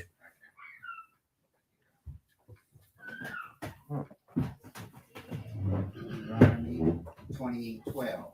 Mm-hmm. Yahweh shall open unto thee his good treasures, the heavens, to give thee rain unto thy land in his season, and to bless all the works of thy hand. And thou shalt lend unto many nations, and thou shalt not borrow. Mm-hmm. So you're not going to be borrowing. You'll be a lender to many. Right. In Israel and out. Many nations. Go ahead. 13. And Yahweh shall make thee the head and not the tail, and thou shalt be above only, and thou shalt not be beneath, if thou hearken unto the commandments of Yahweh thy power. Now you're going to say, well, that's speaking to the stranger too. Everybody will be the head. Even the stranger will be able to lend the nations, long as they obey the Most High. Now we're going to see where it's the separating on verse 43. Go to 43. So we just read the blessing for keeping the commandment. Right. Now there's the flip side if you don't, right? So let's go to 43. The stranger that is within thee shall get up above thee very high, and thou shalt come down very low. So we just read the blessing though is what? The opposite. Yeah, you won't be the tail. You'll always be the head. But the flip side, if you don't do what gets you the blessing, the stranger will get above you. How can the stranger be a part of 12, 13, and 43? That makes no sense at all. At all. So that's how you would tackle that. And then if they don't get it, sometimes it just ain't for people to get. Sometimes people really are just pointing this stuff out to you just because they want to try to stumble you up. And they really didn't even believe anyway. So they're just trying to really just scoff and mess with you. But this makes it plain. The punishment is the stranger will get above you. So the stranger, so who's the apple of the eye? The stranger gets to be above when being blessed, and when not obeying the Most High, the stranger gets to be above because you got to go below. So this punishment wouldn't work if both are on the same playing field, because that stranger among you still has to keep the laws of the Most High, but they're still a stranger. They're still not the peculiar people. They're still not that holy nation above all people. So, of course, if you're serving righteous people that's blessed, you're going to have blessings. You're going to have blessings, but you still have to separate it from, you're not taking part equally. Just like, okay, if America's doing good, well, I'm saying, watch, if America's doing good, like economically, ain't us that work jobs and pay our taxes doing good? But if America economically starts doing bad, even us that work every day and do what we're supposed to do according to American law, we're doing bad too because the economy's bad. So, go ahead. In controversy, we see the same thing where we can have, let's just say, we have rappers that come over and we got Vanilla Ice and he's in our kingdom. Mm-hmm. You watch him from the talent, right? Mm-hmm. But then when things turn south for Israel, he jumps over here and he's above them. Mm-hmm. He's not shit. It's not, you see what I mean? When you get on the other side, are the curses coming upon you? And it's not. No, because that's the point I was but you do know, we read a couple of chapters over, eventually the curses come upon those that were part of us being cursed. So then, like, we could like go a lot of different ways with it. Is every non-Israelite that sojourns among us when we go into captivity, are they getting above us?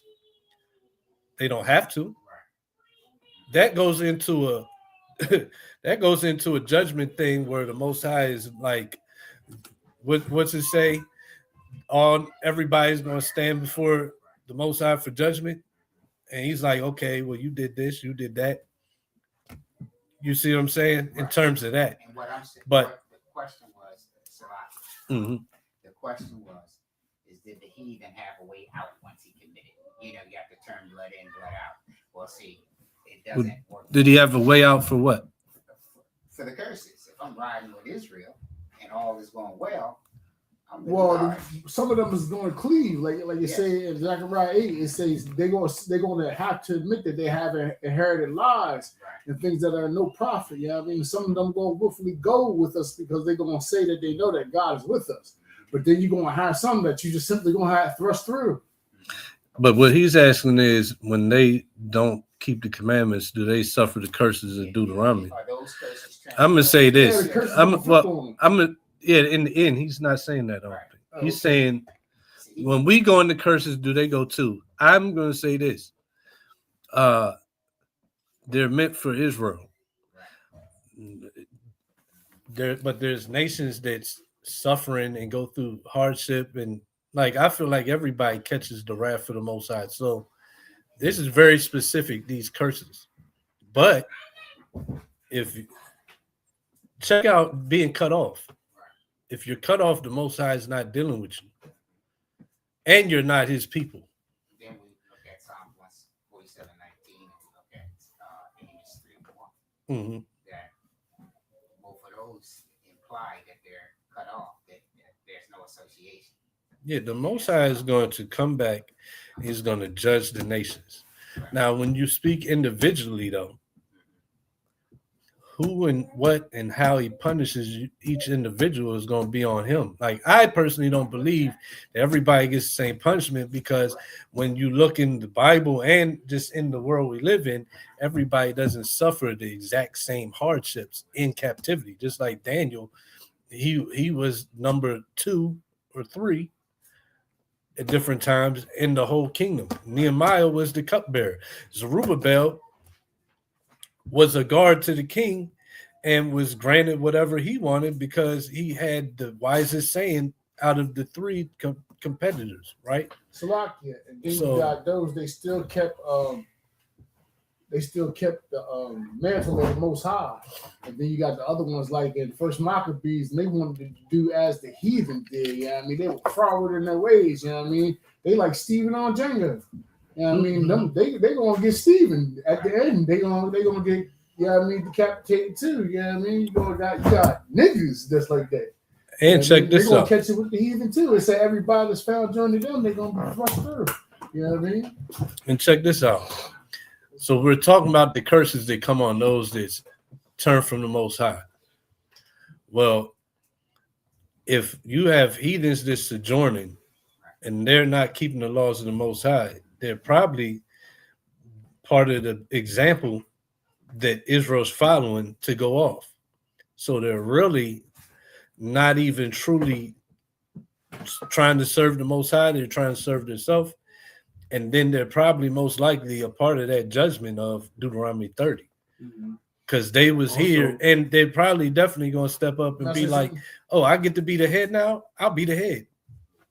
And then it was heathens that was exempt from judgments too, like when Achior in the book of Judith, you know what I mean? He was trying to tell the king of Babylon at the time was Nebuchadnezzar. He was trying to tell him, look, man, if these people was keeping the laws, leave them alone, you know what I mean? Tell them for the betterment. And then he was preaching the charge of the people of Israel. So the people of Israel, they let him in to sojourn with us, you know what I mean? And he didn't suffer the punishments that the other heathen was going to. And he was still called an Ammonite. Right. It's a lot. And I see that the heathen or the Gentiles that are not Israel Ammonite, has been blessed by the Most High. my thing is there's a promise that's given, not only the promise of the covenant and the things of God, which is in Romans 9, right? But we're talking about that's the inheritance, right? But then the question is in Deuteronomy, it says that there's also a charge for us and our seed after us. So Right. again, that is part of the conditions of the contract. That this judgment or these curses shall follow you. Are they following the heathens that came and set in rule with us? That's the question. Scripturally, I don't see that. So I don't see that. So that's what I'm gonna go with. That's why. So it just makes you rethink. Is the question, right? To me, it doesn't really, because it's just as simple as what Ruth did. Ruth wanted to be a part of Israel. Huh? Right. And then when she had the baby was given to Naomi. Like, it's no equality, or she would have nursed her own baby. The baby would have been registered as her son. So, but I think we done went off. Gathering sticks. All right, cool. So gathering sticks. Brother got put to death. I think it was more than just gathering sticks. I think he was about to go do idolatry with his little god in his tent or whatever. And because we read in Jeremiah, that's what we would do. Judah was still doing it during the time of Jeremiah. So now after that, so he gets put to death. And now here's another reason why I feel like he was just still doing things he learned in Egypt, because now we get Numbers 15:38. So pick back up. Numbers 15:37. Yahweh spake unto Moses, saying, Speak unto the children of Israel, and bid them that they make them fringes in the border of their garments throughout their generations, and that they put upon the fringe of the borders a ribbon of blue. And it shall be unto you for a fringe, that ye may look upon it, and remember all the commandments of Yahweh, and do them, and that ye seek not after your own heart and your own eyes, after which you used to go a-whoring. After what? You used to go a-whoring. So the whole purpose was to remember the commandments and not go a-whoring, after which we used to. Right after this, brothers collecting sticks and stoned to death. The law before said you cut off from your people for presumptuous sin. So this brother was put to death. If anything, it's because he arrogantly said to hell with the Most High's word, but it really lines up that he wasn't just not keeping the Sabbath properly. He was collecting sticks to go worship his own idolatry that he had learned in Egypt. Yeah, which is the main thing the Most High hates. Main thing the Most High hates, exactly. Yeah. So I also want to touch on the fringes, but you can say what you're going to say first. Yeah, something to say? All right, go ahead.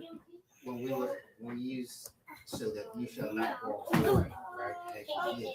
So like, how do we define whoring? Well, idolatry. Because it said that we played the harlot under many different green trees, and those green trees represent the religions. You know what I mean? So during that time, you could say it was idol worship, because these idols represent every different false god. And right now, we go on a horn right now. I mean, if you look at all these holidays and all that stuff, we go on a horn right now under each one of these false idols, and everything we the butt of it. We let it charge. Man, we celebrating St. Patty's Day, man. Yeah. We dyeing our beards green and all type of crazy stuff. Yeah. Like, and we worried about whether the groundhog see his shadow. Yeah. And all that stuff got pagan roots. Right. We worried about it more than Esau worried about it. We worried about Lent. Man, I ain't never seen that till this is when black people start keeping Lent. I'll give you an exact precept. And it's horn because the marriage is to the Most High. Yeah, so if you're doing other things that's for other gods, you're breaking the marriage and the covenant. So you're a whore. You know what I'm saying? Right. But like we can look at whoring in what would that be? Torah 4 and 7. We can look at whoring, and Hosea 2 and 4, Ecclesiastes 17:17, Ecclesiastes 19:26, and those are implying not to build idols, but these are implying like with other nations and other Yeah. I got you. Hosea 4:17-18. Because your question was, What is whoring? what is whoring? Whoring. Right. Go a whoring, right? We're implying that he This is broke going to the give sticks to you. because he was going to go into Yeah, this is going to show you the whoring. Hosea 4 and 17-18.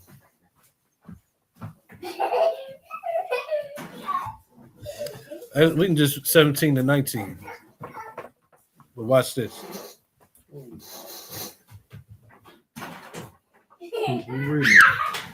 Anybody? Somebody bring that up? It's the book of Hosea, chapter 4, verse 17. Ephraim is joined to idols. Let him alone. Their drink, So Ephraim is joined to idols. All right. let him alone. Their drink is sour. They have committed whoredom You continually. see that? By idolatry. Go ahead. Her rulers with shame do love, give ye. 19. The wind hath bound her up in her wings, and they shall be ashamed because of their sacrifice. So sacrificing the idols is whoredom.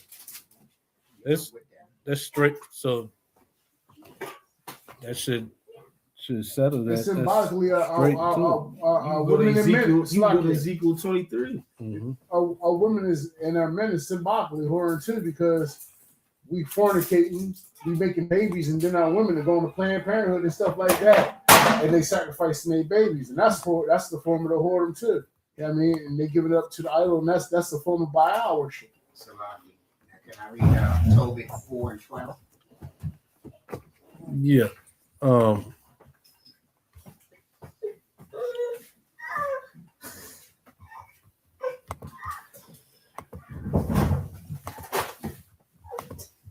Go ahead. It says, Tobit 4 and 12, beware of all whoredom, my son, and chiefly take a wife of the seed of thy fathers, and take not a strange woman to wife, which is not of thy father's tribe, for we are the children of the prophets, Noah, Abraham, Isaac, Jacob. Remember, my son, that our fathers from the beginning, even that they all married wives of their own kindreds, and were blessed in their children, and their seeds shall inherit the land. So that's whoredom too. Right. See, that's But why I thought you was asking about the context of where we were at, though. no, they're picking up the sticks, right? Right. So that wouldn't really line up with this, because this is talking about the women you choose, right? Remember, the whole context is this brother's picking up sticks. Correct. I'm with you. So the whoredom in that respect would be that. But he's saying keeping the commandments. The context is the commandments. So the whoredom is talking about is going from the Most High, not going from like what woman you choose. Unless it's a woman that he said not to, though. Right. But it's the context is anything you're doing that he said not to do. So it goes beyond that. That's all I'm saying. So There's different types of whoredom. Like, oh, definitely. like that. Definitely. Right. And like I said, scriptures he's calling it whoredom. I don't disagree. But Yeah, so in that context is definitely context idolatry, is is what it's speaking about. yeah, or just Context. disobedience. Yeah. Like I think I got one that says if you're breaking in houses, you're an adulterer.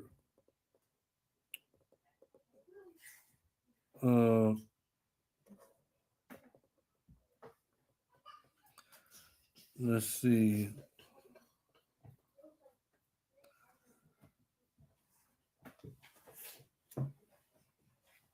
Yeah, go to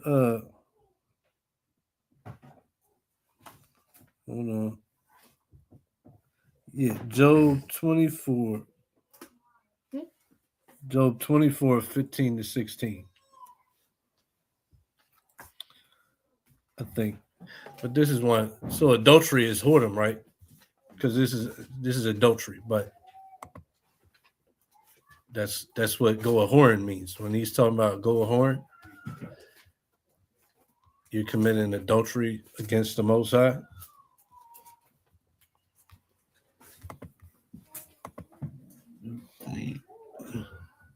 Just to show, like, in general, disobedience to your God is whoredom, idolatry. You said what, 16? 15 to 16. Chapter 15? Chapter 24.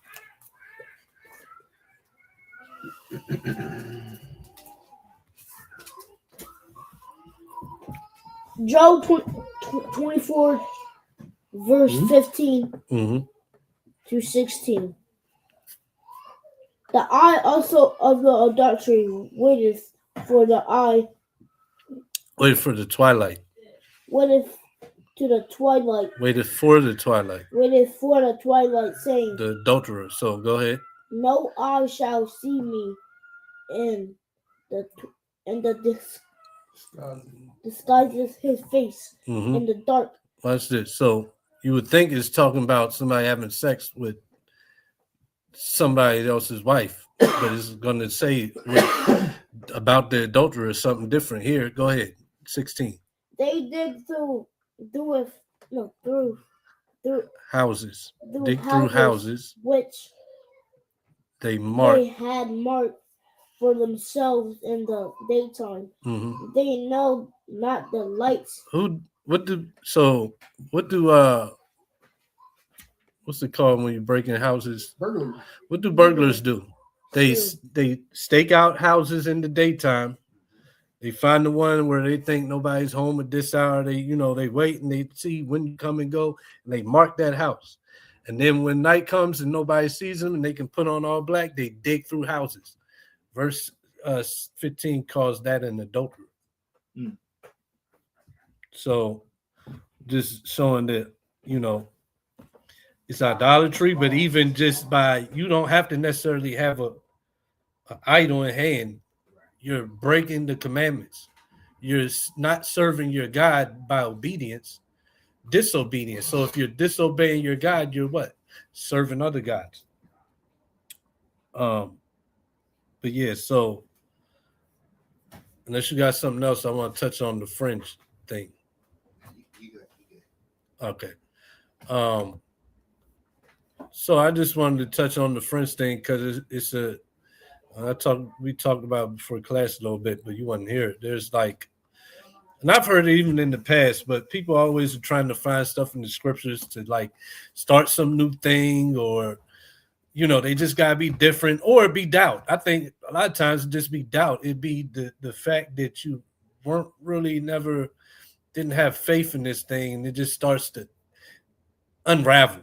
And this is like a fruit of it, where you start to question everything,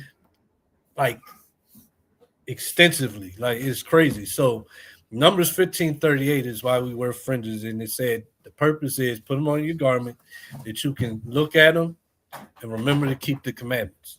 So in Numbers 15:38, it's called tzitzits, right?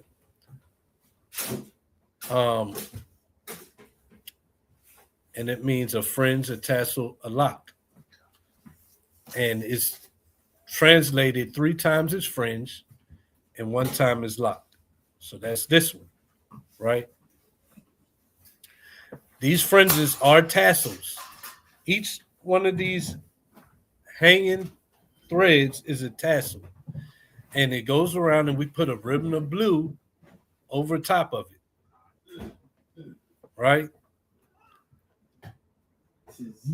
So now, then we also have, so I got the photo, how we generally adhere to this instruction is by applying these tassels with the ribbon of blue.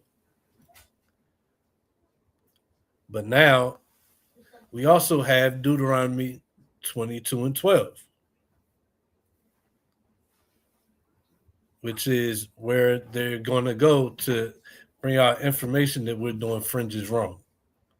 Is Deuteronomy 22:12 says, "Thou shalt make thee fringes upon the 4 quarters of thy vesture, wherewith thou coverest thyself." So it's pretty much saying the same thing, right? However,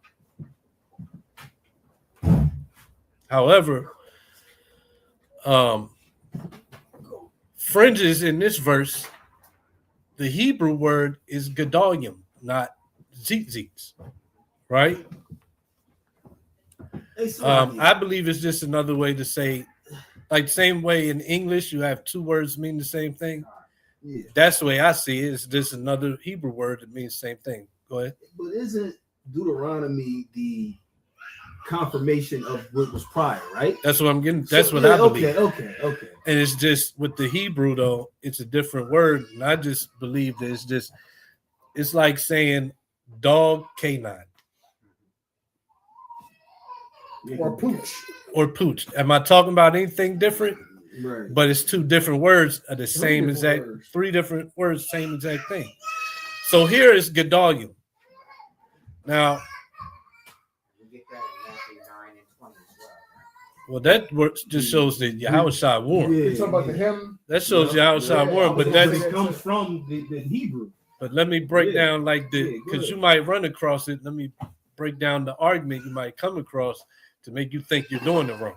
So with the gedalim, the meaning for it, the biblical usage is twisted threads, tassels, which same with the numbers 1538. But then it has another application, festoons. I'm gonna show you what festoons are. But even when it's translated wreath. So it's translated two times. Once it's fringe, once is wreath, which is the wreath is another word for festoon. So I'm gonna get into that. So where it's translated as festoons is in 1 Kings 7, verse 17. And this is where Solomon is building the temple. And he's giving instructions on how to decorate the temple. And it says, and nets of checker work and wreaths of chain work for the chapters which are upon the top of the pillars, 7 for the one chapter. So it's going into how you decorate these pillars in the temple. And he's saying put wreaths or festoons on them. So I'm going to show you the picture of that.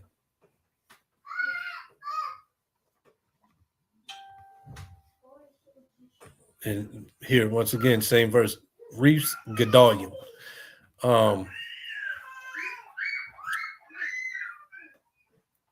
So festoons. I already showed y'all that. That's why I'm going through it fast. So what's a festoon? A festoon is a decorative chain, garland, or string of flowers. So basically wreath. That's why I say a wreath. Foliage or fabric hung in a loop or curve between 2 points. Now I'm going to show you the picture.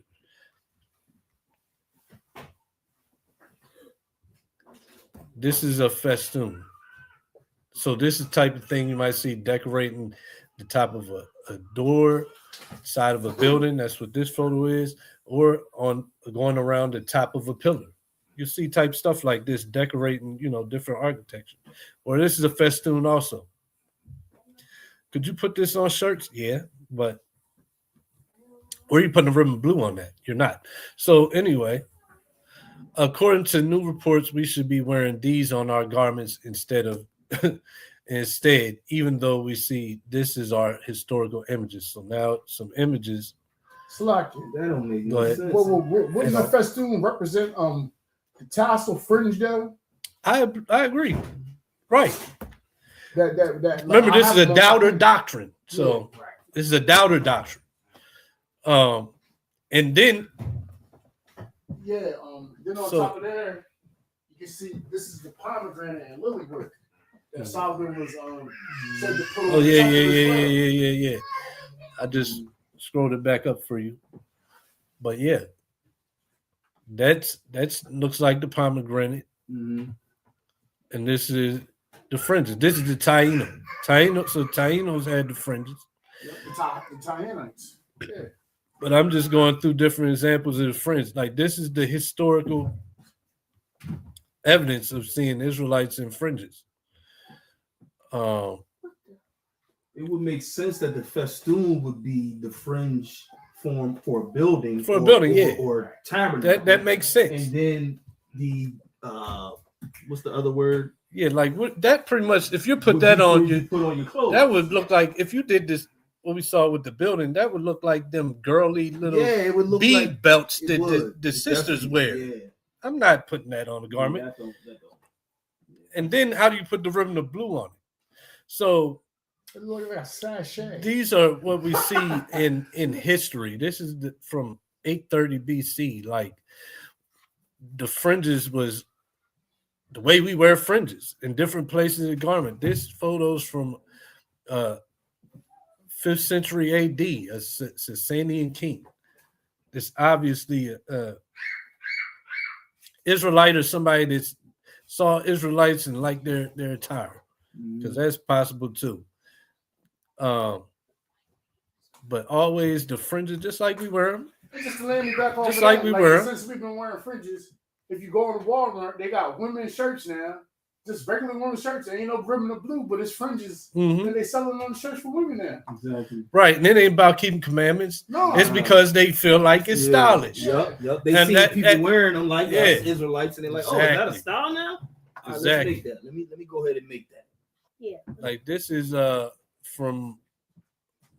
this is BC or BC early AD Roman period Egypt. Fringes like we wear 'em. The Native Americans fringes like we wear 'em.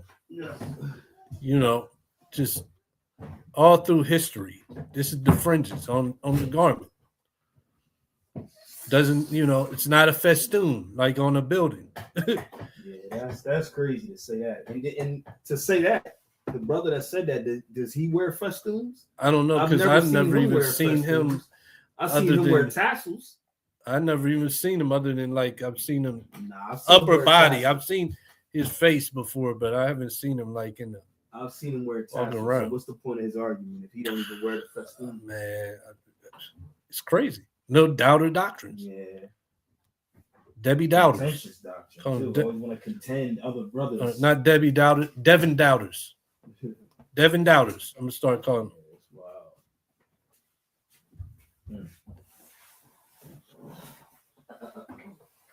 Just always the fringes on the border of the garment.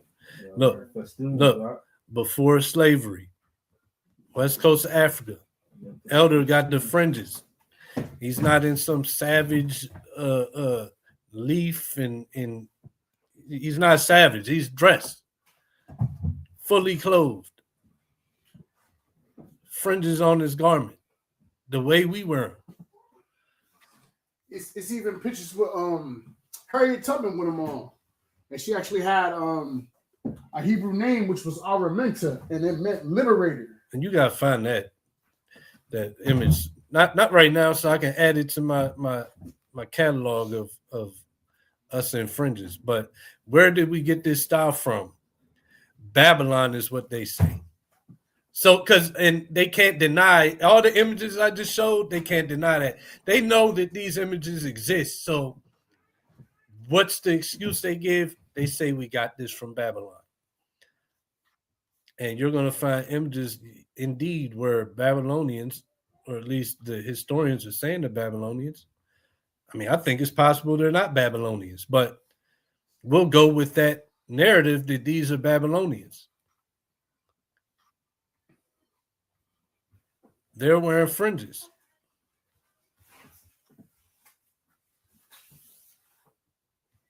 Right? This is a fact. You can find these images where they got fringes. The question, though, is you have to ask yourself, are they the originators because you see some images with Babylonians wearing fringes that look like ours? Does that make them the originators? Yeah, send that to me. It don't make them the originators because, like Yakinan brought out, they got at Walmart the what was it? Jackets. They got shirts, different stuff with fringes on it Temu, because it's Temu becoming because it's a style that's starting to become popular because they see brothers and sisters wearing fringes and it looks good. Does that make them the originators? No. And do not modern day Babylonians, Edomites, wear whatever Israel makes popular? And yes, they do. That's why at Walmart you got those shirts.